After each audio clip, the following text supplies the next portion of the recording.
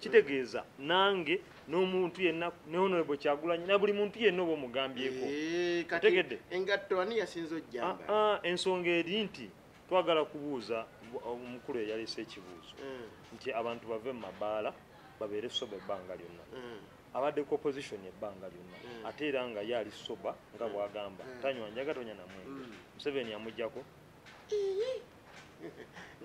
nange nkikuteredde mudiri ekibuuzo omuntu waba abuuliridde uliriza nkubuulire bwovaayo noleeta otandika okuleeta ensonga ezitali sensible enough ng'omukulembeze ng'olaga nti abantu okunywa omwenge abantu okunywa enjaga nga ye bw'ogamba nti kyekiganye enkyukakyuka okuba oba okufuna abantu okufuna obukulembeze kitegeeza mwami Mpuuga musajja mukuusa nnyo ekisembayo okuva emagere asimbudde Museveni eddakiika emu Museveni mu kinaana bwe yali ayingira mu kalulu yayingira mu kalulu k'ekinaana n'agamba abaali bakalimu nti akalulu k'ekinaana kano nkayingidde newe mukabbira niyingira ensiko baamubba n'atandikirawo eruweero n'abantu 27 essaawa leero tuli obuwumbi tuli millions esoba 20 ezimuwagira naye yatandika na 27 kuba yayogera n'akola statement essaawa muli bameka tuli millions esoba 25 abawagira Museveni ate kululu tubadde kululu tuli bye bifaananyi lwaki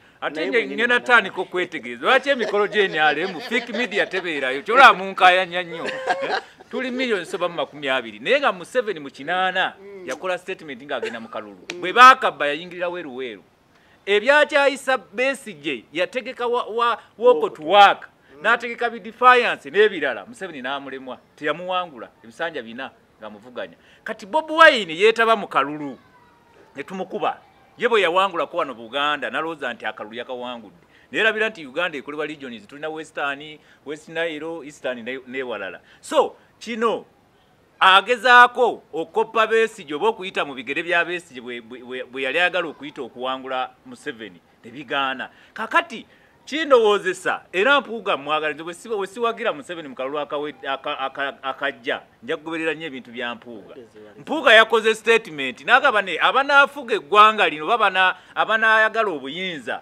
mulekerawo okunywa enjaga n'okubeera mu mabaala ne muteeseza eyo nga naakayingira ebyobufuzi nga njagala okujjako General Museveni nali ndowooza abakulembeze betugoberera betuwulya n'ebigambo boogera nti ddala bye bategeeza abaana bajja kkasalamu yes naye oluvannyuma ennyo omala okuyingira n'olingira munda omanya ekituufu kati pulezidenti Kyagulanyi okola statement yasooka nti twagala demokurasiya kyamuwa okulowooza nti abantu badiiringa nabo batuufu ontegedde bulungi kyamuwa muli endowooza nti abantu bali badiiringa nabo ba politicians batuufu kubanga ye yali mujja oba oliawo mu byobufuzi ebiri active okubizanya straight kakati bw'abanga essaawa eno amenyewo statement eri n'agamba Nakakenya mubalaba ffe bannayuganda tuli kuki tomunenya ateekeddwa okuba nga abaali bali takyabeesiga nga yeesiga ffe abaki abawansi omukulembeze omuteeketeeke baavaayo okwongera okulambika tugwanye okuwuliriza omuntu ayagala okununula eggwanga lino okulizza ku layini kyamazima nange nzikaatiriza twalyewaze abakulembeze abanywi b'enjaga abatamiivu kuba be tuba tuli mu kuvuga mmotoka bagenda tusuulayo mu kikko mu kiwonvu kya fuuti nga 2.5 anti oli naakubuuza nti abanywi b'enjaga babadde tebaliiwo ababaddewo nga bo batereevu tebanywa njaga babatuusizzaawa abanywi b'enjaga be baani nze anti ndese bwenti be baani abaliwo imwanti ababaddewo bo banywi b'enjaga be bajja ki ekyakyuka kyeŋŋamba kiki abanywi b'enjaga be bajja ki ekyakyuka abanywi b'enjaga kale tebakyusizza baabaliwo nga tebanywa njaga baakola ki Enefik Media eyali mu kuziika abanaddipi muna National Unity Platform meya w'e Rubaga mwami Mbeeraze bwe yavaayo n'agamba nti Kyagulanyi abatumidde eŋŋumi n'etandika bannaddipi nalabyeyo nga abamu bambadde emijoozi giriko Honorable Mathias Mpuuga nebamu ku bamugambye ekyo tokiddangamu ndowooza era nga bw'otajja kugamba ng'ogenze ku kitebe ekirina abanno ti Honorable Mpuuga abatumidde buli omu aboggolera wuwe so kyekyabadde eyo simanyi ani yatandika olutalo bwe ruti okuba nti katugenda tutandika okuba nga lusituka olunaku era waliwo okuziika okwaliwo okuba tekwali kwolwo nza kwali kwekumu Honorable Mathias Mpuuga n'avaayo n'agamba nti mulekerawo okulonda ababaka ba paalamenti abasiiba mu mabaala abanywa omwenge ne batamiira abanywa enjaga n'abakola ki n'abafuuweta emmindi nti ebyo ne kabaka ebibagamba babikole ki babiveeko so n'agamba nti omukulembeze alina obba soba 24/7 olunaku lwaleero Honorable Kyagulanyi bw'avuddeyo ku nsonga eyo agambye nti yagambye banno mu statement ya Honorable Mathias Mpuuga abali ku YouTube ya Fake Media ntaddeyo Honorable Kyagulanyi byonna nga we yabyogedde then nenteekamu ne Mathias Mpuuga wakati ne muwulire statement ye bwe yabadde kati Honorable Mathias Mpuuga teyayogedde ku National Unity Platform yayogedde ku babaka abo ababeera mu paalamenti naye nga babongoota ng'ebintu biyitawo nga tebakola ki nga tebabitegeera naye Honorable Kyagulanyi avuddeyo olunaku lwaliro olwokutaano n'agamba nti wabanga yayogedde bw'ati okufa aba National Unity Platform akimanye nti ffe be yajjamu ffe abaamuwa kino nakino nakino naye yabikkiriza ng'ate abikkirizamu ffe abanywi baki benjaga kyenjagala okumanya Honorable Kuzera eyo tetugenda kubuuza engatto Honorable Kyagulanyi yamutuuse butuusi oba Honorable Mpuuga yali ategeeza National Unity Platform neyanza sebo moderator neyanzege naye nga bwotuganya okubuuza kantandikirewo straight sookera ddala njagala kuwabulamu speech yawe ekitiibwa Honorable Mpuuga bwe yali ayogera nagiwuliriza bulungi era mu kurifaringa kwe tiyarifaringa ku babaka ba paalamenti yakola phrases bbiri esooka naga nti mwewale nnyo okulonda ababaka ba paalamenti abatamanyi bye bakola ebintu naye bayitako mu paalamenti nga tebabikoze eki nga tebabikoze kakati bwe bamaliriza ekyo n'amaani agamba nti tetusobola naku abantu abalowooza nti bali mu mbeera ya kukyusa gavumenti okufuna obuyinza ibwate bwe yakyogera yagamba omuntu yenna ayagala okukyusa obuyinza oteekeddwa okuba nga tonywa wala ginanjaga ng'ebbanga lyonna 24 hours oli soba era ng'ogoberera tuli fenna kati wano nze naawe tukkiriziganya n'abalala manyi ne kagama onakkiriza nti wabaawo abantu abakyali ku nsonga ey'okuggyako nakyemalira n'okukyusa obuyinza bwa gavumenti eno National Unity Platform eri ku mwanjo n'abalala bwe bali abaagala by the way kubanga netwawo ono nkakasanga ayagala gavumenti eno ekyukemu n'abalala ba players bangi naye National Unity Platform n'abakulembeze abamu abasinga bali ku mulamu ogwo kakati kitegeeza Mwami Mathias Mpuuga butereevu yali alifaringa ku kibiina ekyo n'obukulembeze bwakyo obw'okuntikko statement yiino njagala tugiteeseeko nga tugiwulira ffenna tuleme kukola nsobi abaliko tuli mugezaako kulaba ebyayogeddwa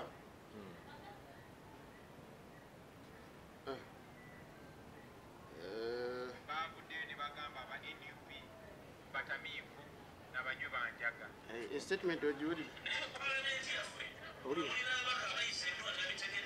kyababaka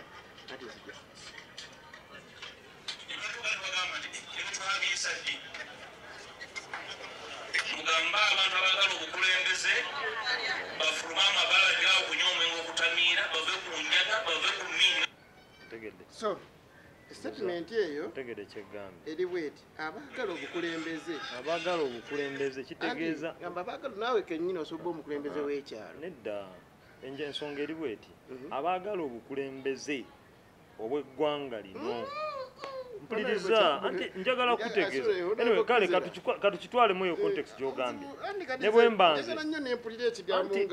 Nedda njagala kale tugende mpola mpola. Nange njagala obukulembeze. Ne Twaha ayagala obukulembeze. Ne bwana Kagame ono simanyi oba alina interest ey'okwesimbawo. Kakati bw'ogamba bw'otyo kitegeeza nange n'omuntu yenna ne Honorable Kyagulanyi na buli muntu yenna oba omugambyeko. Tegedde engatto ani yasinza ojjamba? Ensonga eri nti twagala kubuuza omukulu eyalese ekibuuzo nti abantu bave mu mabaala babeere soba ebbanga lyonna. Abaddeko opposition ebbanga lyonna ate era nga yali soba nga bwagamba tanywa njaga tonya na mwenge. Museveni amujjako.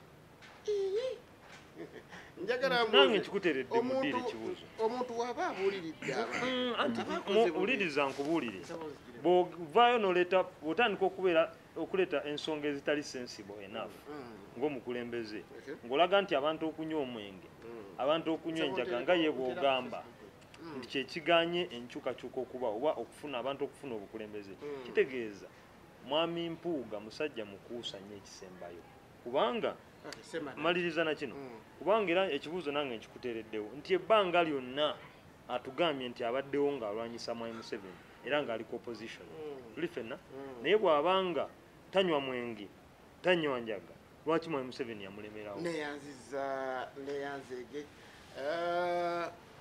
Honorable Kagame oli bulungi ebigenda maaso mu ggwanga biranga wembiraba mbirabira ddala njagala awo ngenda yitawo njagala tutandikire wali wano olunaku lwaleero wabaddeyo President Museveni ng'ali mu kujaganya era abadde Kololo enkuba bw'etonnye nejja mu kibuyaga bembadde nabo bagambye nti ebifa abagisabye ejje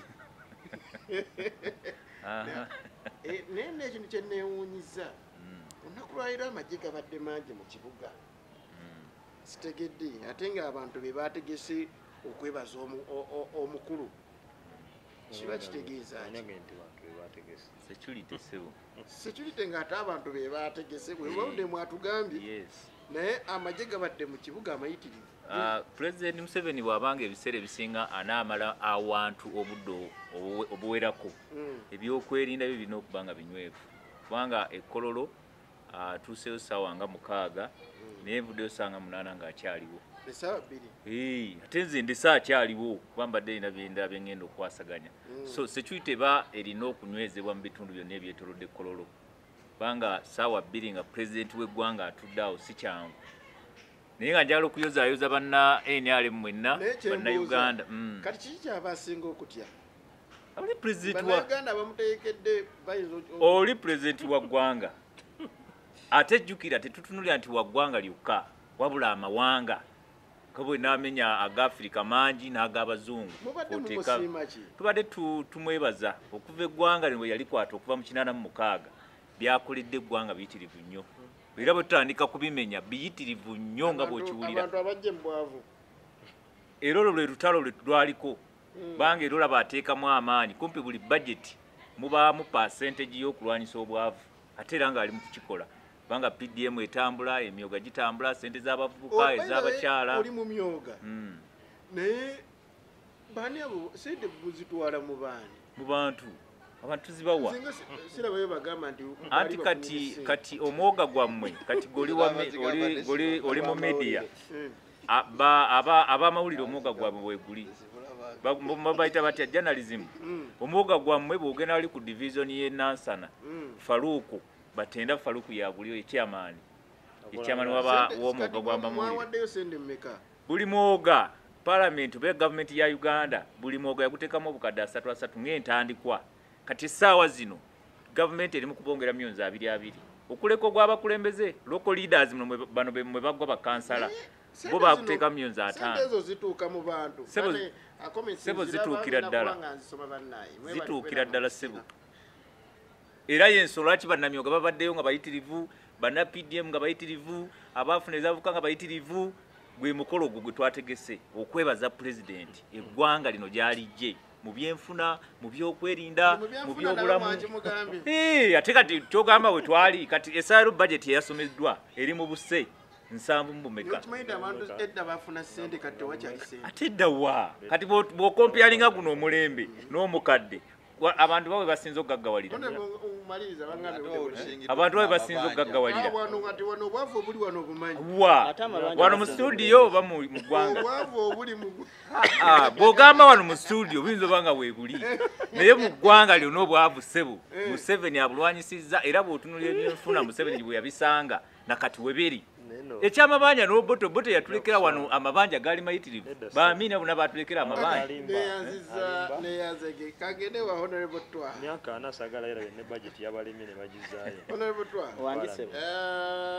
Bana ebibuzo mbiraba waliwo kibagambye nti question to Mr. Kagame. Why does your president feel insecure? Hopefully they have thanked him for proving that he was responsible for the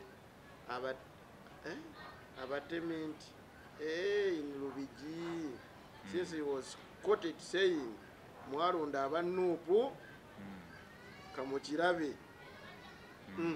kati abadde ageza kubuuza ki Agezaho kugamba lwaki president afiringa insecure.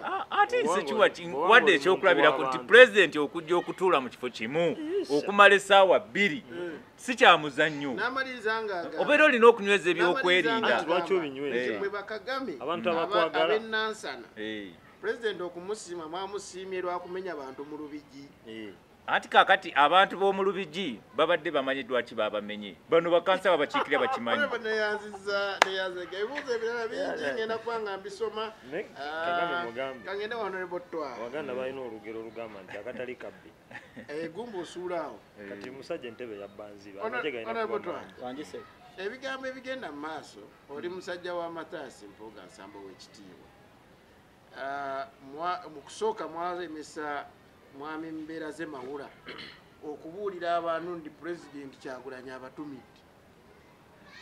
Ate mukama wamwe nennyini n'avaayo n'atabukira abanyi b'enjaga bennyini abazze bamuwa ebifo byabaddemu eby'ekitiibwa.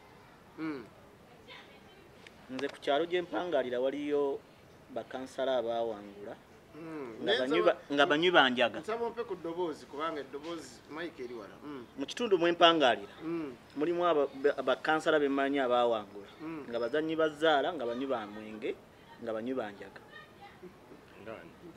Sigambye nti ngenda kuboogera obadde oteesa nga Simanyi owagala muganzi ogamba Honorable sirika nze nteese ebyange naawe ojja genda maaso naye kyensaba kiri kimu. Nsaba oteese ku bantu aba Honorable Mathias Mpuuga ne Honorable Kyagulanyi bakansala abo baveeko. Bwinakuuza ku bakansala onoobampa. naye n'abantu balekawo ye omudamu ne bawa abanyi. Ebikyembadde ndi mu kwewala.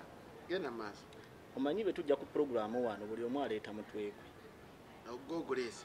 Be mba nzize n'omutwe gwange mpa omukisa mpe kyenzize nakyo kale genda maaso nensaba mpe ku ddoboozi. Kyamazima nti omukulembeze omuteeketeeke baavaayo okwongera okulambika tugwanye okuwuliriza. Omuntu ayagala okununula eggwanga lino okulizza ku layini kyamazima nange nzikaatiriza. Twalyewaze abakulembeze abanywi b'enjaga abatamiivu kuba tuba tuli mu kuvuga mmotoka bagenda tusuulayo mu kikko mu kiwonvu kya fuuti nga 2.5. Anti oli n'akubuuza nti abanywi b'enjaga babadde tebaliiwo ababaddewo nga bo batereevu tebanywa njaga babatuusizzaawa. Abanywi b'enjaga be baani? Nze anti ndese bwenti be baani abaliwo? Imwanti ababaddewo bo banywi b'enjaga be bajja ki ekyakyuka? Kyeŋŋamba kiki? Abanywi b'enjaga be bajja ki ekyakyuka? Abanywi b'enjaga kale tebakyusizza baabaliwo nga tebanywa njaga baakola ki? Kati njagala ompa omukisa nteese ebyange. Omukulembeze obuvunaanyizibwa bwe busooka kuteekerateekera baakulembera kuwabula na kussa mu nkola. Kati Oweekitiibwa Mathias Mpuuga Nsamba omu ku buvunaanyizibwa bwe kwe kuteekateeka n'okulambika kimukakatako mu mbeera yonna oba gwe ogyagala oba togyagala. Nja kuyita wano okumusiima okulengerera ewala n'alambika eggwanga lino. Waalyegombye nnyo omwana we okuba omunywi w'enjaga? Ganjaga kubuuza. Waalyegombye nnyo omwana we okubanga mutamiivu lujuuju agwa ku kkubo? Ke kaseera buno bwe budde Honorable Mathias Mpuuga okumanya nti waliwo abanywi b'enjaga emabega lwaki ali tabamanyi? omuntu osobola okuba omanya ekintu mpa ku ddoboozi naye nga tolina kyakusalawo omuntu osobola okuba omanya ekintu naye nga si bwe budde obutuufu omuntu osobola okuba omanya ekintu naye ng'olinza akaseera akatuufu so mu bukulembeze omukulembeze asooka okwekenneenya n'okwetegereza ebyo byalabye ne byawulidde n'alyoka akola okusalawo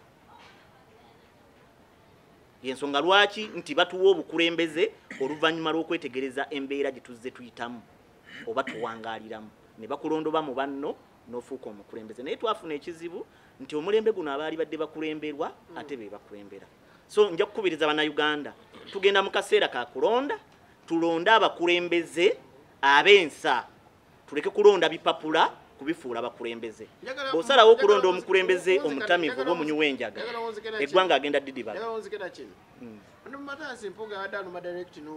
ekyo gwe okyogedde ye tyakyogeddeko ayinza okuba oyo omu ku baginywa enjaga omanyi ebiseera ebisinga bagamba nti ewali omulema tebafunyirawo ngalo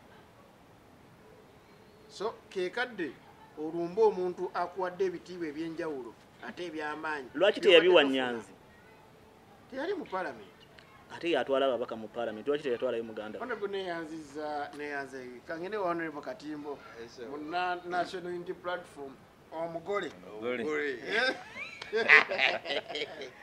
ekibuzo kyange kyangu nnyo engatto honorable Kyagulanyi gye yayambadde yamutuuse kakati ebigambo bya Oweekitiibwa Mathias Mpuuga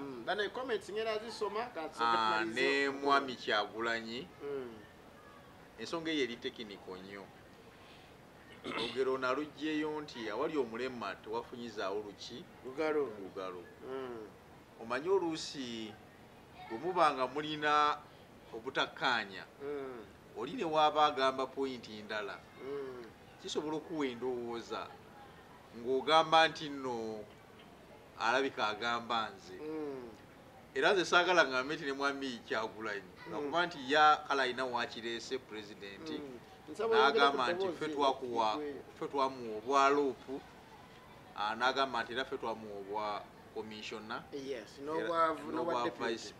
n'obwa vice president bwa nuupu akiyinza okuba ng'omukulembeze kyamulumye oluvannyuma lw'okubeera nti yakyogedde principal nekimuwa okulowooza nti alabika olwokuba nze nali nkolaki njinywa agamba nze naye abantu bulijjo bakyuka ze bazireegera si gye zikolaki si gye zifunira nze olwaleero nyinza okuba nali nzanya zaalo ba amatatu gobedde ategeeza gwe akati enkya nenkyusa ate nembeera ekintu ekiki nawe nga tozakutuusa ekirala kale nno ekintu ekyo yakyambaza abantu baki bangi nga nange mwendi nga ne muganda wange ono Kagame mwali ne Mwami Twaha mwali nga ne Mwami Kansala Kwizira naye akola ki mwali nga ne principal naye mwakola ki naye tekitegeeza nti ekyo kye tuli kubanga omuntu ekyokubeera nti enjaga njinywedde tekinjijako oluusi kutegeera kwange ngeera bw'omuntu wasobola okunywa omwenge natabibwa kutegeera wabula ennywa gy'onyweddemu ye kufuula ekyo kyokola ki kyoli neyanzege kano kawunzike nga sinaba kubeera nga mpumulamu dakika ze nina ez'okuwumulamu kamalize ddala ndiomu honorable Kyagulanyi yavuddeyo n'agamba abantu nti bannaye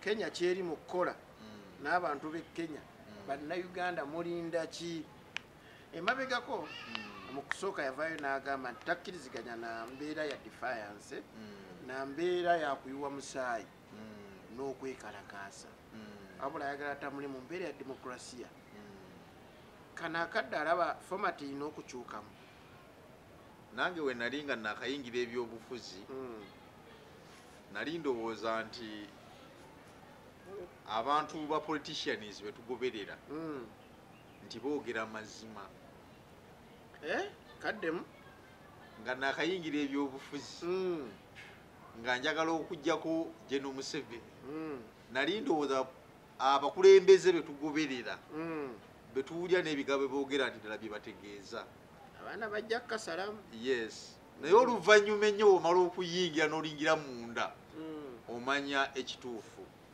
kati pulezidenti Kyagulanyi okola statement yasooka nti twagala demokurasiya kyamuwa okulowooza nti abantu badiiringa nabo batuufu ontegedde bulungi kyamuwa muli endowooza nti abantu bali badiiringa nabo bapoliticians batuufu kubanga ye yali mujja oba oliawo mu byobufuzi ebiri active okubizanya straight kakati bw'abanga essaawa eno amenyewo statement eri n'agamba Nakakenya mubalaba ffe bannayuganda tuli kuki tomunenya ateekeddwa okuba nga abaali bali takyabeesiga nga yeesiga ffe abaki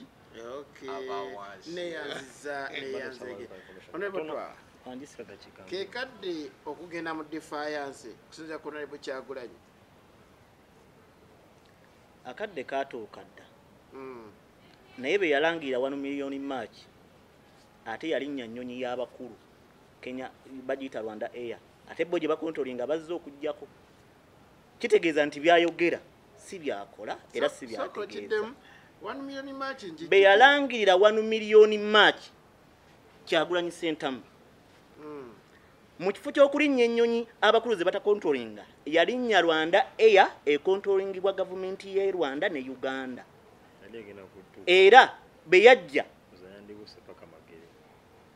abakulu baamutwala mpaka wuwe waka ng'akabonero akalaga nti baali bamaze okuteekateeka nti baamala otuuka bakwate abaana b'abantu babatta abaana b'abantu nga yali mu waka era be bamala otuuka omukyala yagamba mutulemesezza omwana wange ogenda ku beach abantu bali kubo bakwatibwa abamu bafudde waliko mu FDC eya Dr. Kanokiza Besigye naye yatuuka ku nnyonyi ne bamutwala bwe batyo naye yali akiteese ennyonyi baali bagiyita batya naye yali akiteese ennyonyi baali bagiyita batya gye bamukwata ono agiyinamu omukono toyawula baluganda babiri n'abantu basinkanye mu luguudo nze kyenjagala okwemulugunya oba okuwa endowooza yange bw'oba oyogera ebintu byogere nga byotegeeza emabega kaawo mu Nnaamu mu lukuŋŋaana lwa Nnaamu waaliwo okulangirira okwekalakaasa omukulu mu kifo ky'okujja ku kkubo yalinnyanga buboodabooda na takisi yeekalakaasa tekola atya baba nga yalagidde okwekalakaasa nga yakulangiridde asse mu nkola ekyo so si kwebuzaabuza baani yalitandikidde ku bakansala be ne ba Edi Mutwe ne ba MP baali luddawo asobola kubalagira kukola bya kirala ngenda zisoma kansoke maiza bakulu bano eddakiika emu zire ku comments zaffe Mwami Enoch Tumwesigye bale kubeerako Trudy Namutebi weebale nnyo Honorable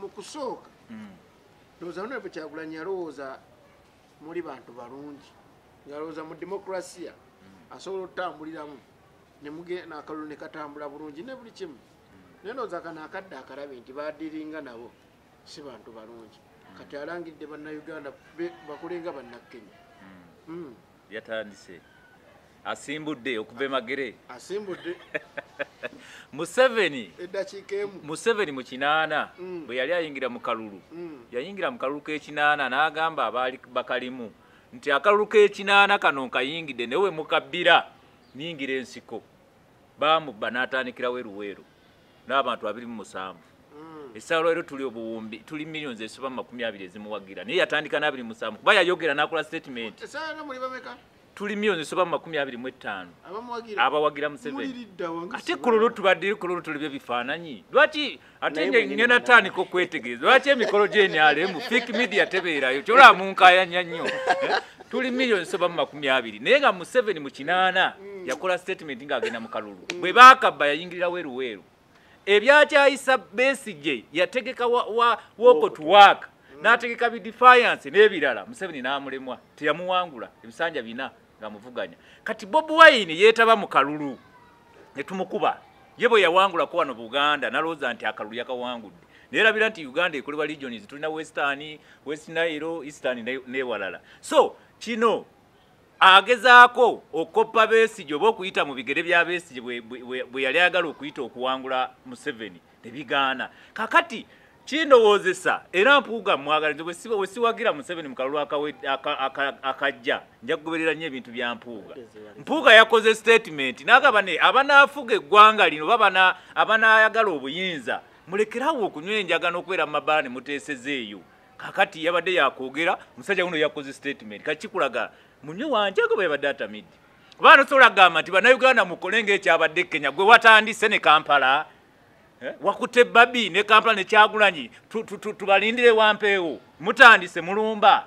Oyina kutambula na family yo. Ate Museveni bwe yali ayingira olutalo ate yajja nani Basalimu Salete baaliko. Muhoozi yali muto ngali Tanzania. Salimu Salete yalimu olutalo.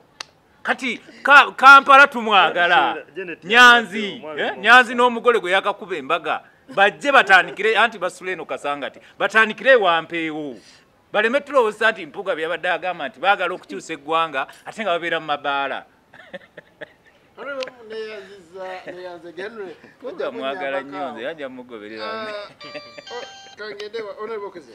Eddakiika nnina emu njala tuwunzike n'ekyo oliwo National Unity Platform kati mukirabe nti ekyetaagisa okukola kyekiri e Kenya mumala kwekona ne mujjukira okubuuka ebbanga lyonna lwakuba nti abasinga tebagoberera naye ebbanga lyonna ffe tetubaddewo tuzze nga tubagamba bannayuganda nti twagala okukyusa obuyinza mu Uganda muno nga tukozesa emirembe. Ebimu ku bintu ebikyusa obuyinza mu mirembe kubeera kwekalakaasa mu mirembe. Simanyi lwaki bannayuganda babadde tebafunanga meseji yaffe eyo naye nga ebbanga lyonna kye tuzze tuyimba Kenya bali mu kwekalakaasa mu mirembe peaceful demonstration. Yes, era lwaki mpuliriza parliament no mmere yonna n'ogiwamba anti kakati njala kubuulira nti okuyingira parliament n'ogendayo nga ogenze ku nsonga ey'okulaba ababaka bano lwaki bateeseza abantu baabwe. Abantu batandinze into violent kubanga ne poliisi n'amagye yatandise okuwa abantu tiyagasi n'ebirala. Naye abantu batandika okwekalakasa nga bakutte ebipande byabwe. Kwe kwekalakasa ke twagala wano bannayuganda batandike. Si kuli okwalingawo nga bannayuganda bwe batuuka ne basanga omuntu nga nze oba nga Kagamono okwekalakasa okuli nga kufuuka tribal. Okwekalakasa okwabadde mu Kenya kwabadde tribeless, kwabadde religionless, kwabadde partyless. Kwe kwekalakasa okw'omuntu wa wansi okwa buli muntu.